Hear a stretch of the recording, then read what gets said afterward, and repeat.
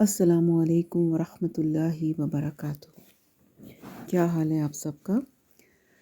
آج ہماری جو نماز سیریز کے کچھ چھوٹے چھوٹے لیکچرز چل رہے ہیں، تو امید ہے آپ کو اس سے فائدہ ہو رہا ہوگا، آپ کی نمازیں جو ہیں وہ مزید بہتر ہو رہی ہوں گی، اور میں یہ بھی امید کرتی ہوں کہ آپ سب لوگ مجھے بھی اپنی دعاؤں میں یاد رکھا کریں۔ تو آج ابھی ہم نے لاسٹ جو کیا تھا وہ ہم نے نفل نماز کے بارے میں پڑھا تھا، کہ نماز اشراق اور نماز چاشت کے بارے میں۔ تو آج ہم ذرا وضو کے حوالے سے تھوڑی سی بات کرتے ہیں کہ وضو کرنے کا کتنا ثواب ہوتا ہے۔ جب ہم وضو کرتے ہیں تو ہمارے بہت سارے گناہ، جب ہم وضو کے اعضاء کو دھوتے ہیں تو اس کے ساتھ وہ گناہ، صغیرہ گناہ جھڑ جاتے ہیں، دور ہو جاتے ہیں۔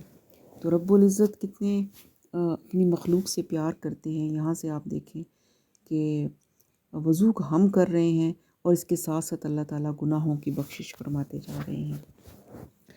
تو اب یہ ہے کہ ایک آپ کو بڑی پیاری سی حدیث بتاتی ہوں۔ ایک شخص نے رسول اللہ صلی اللہ علیہ وسلم سے پوچھا کہ آپ اپنی امت کو میدان حشر میں دوسری امتوں کے بے شمار لوگوں سے کس طرح پہچانیں گے؟ یعنی اتنے لوگ ہوں گے تو اس میں آپ کو کیسے پتہ چلے گا کہ میری امتی کون ہے؟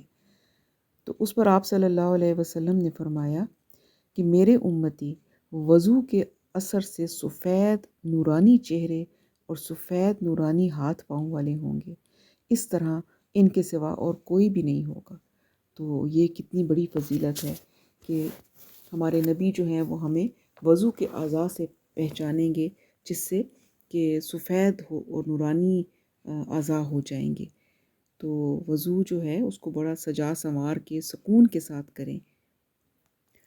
پھر وضو کرنے کے بعد آپ یہ پڑھیں، آپ صلی اللہ علیہ وسلم نے فرمایا کہ تم میں سے کوئی بھی شخص ایسا نہیں کہ جو پورا وضو کرے اور پھر یہ کہے اشہد ان لا الہ الا اللہ وحدہ لا شریک لہ واشہد ان محمدا عبدہ ورسولہ۔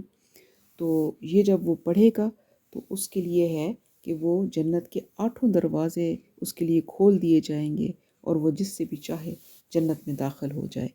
یہ مفہوم میں نے آپ کو حدیث کا بتایا ہے۔ تو یہ آپ اپنی روٹین بنائیں، اس کو دعا کو پڑھ لیا کریں۔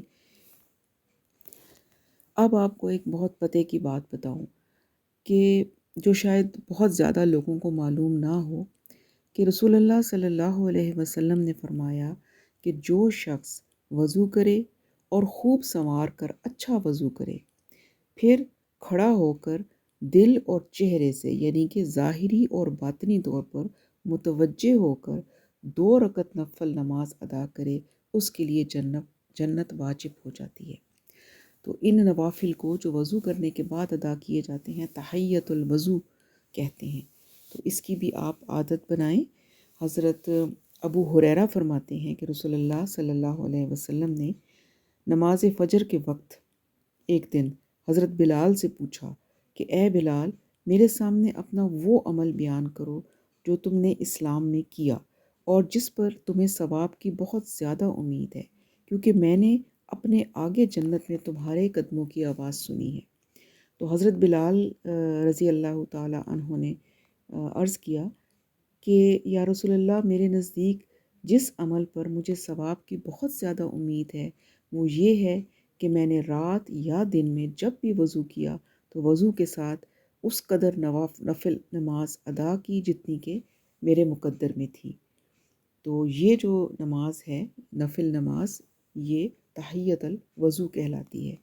تو آپ دیکھیں کہ کتنی فضیلت والی یہ 2 نفل ہیں کہ ان نفل کی ادائیگی پر حضور صلی اللہ علیہ وسلم نے حضرت بلال کے قدموں کی آواز جنت میں اپنے آگے سنی۔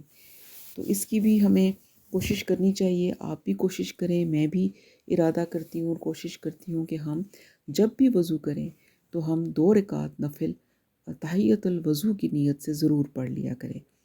تو اس سے بہت زیادہ ہمیں انشاءاللہ فائدہ ہوگا۔ اور اب آپ نے بھی یہ روٹین بنانی ہے، آگے رمضان آ رہا ہے تو رمضان میں آپ یہ کوشش کریں کہ جب بھی وضو کریں، ضروری نہیں کہ وہ وضو اپنے نماز کے لیے کیا ہے، جب بھی وضو کریں، عام حالات میں بھی تو وضو کر لیتے ہیں نا، ویسے بھی باوضو رہنا جو ہے وہ بہت اس کی فضیلت ہے اور پسندیدہ ہے۔ تو جب بھی وضو کریں تو آپ 2 رکعت نماز پڑھ لیں تحیۃ الوضو کے، یہ نفل نماز ہے۔ تو اس سے انشاءاللہ تعالیٰ یہ ہمیں پوری اس کی برکات نصیب ہوں گی۔ اللہ تعالیٰ ہمیں اس پر عمل کرنے کی توفیق عطا فرمائے۔ سبحانک اللہم و بحمدک، نشہد ان لا الہ الا انت، نستغفرک و نتوب الیک۔ السلام علیکم ورحمۃ اللہ وبرکاتہ۔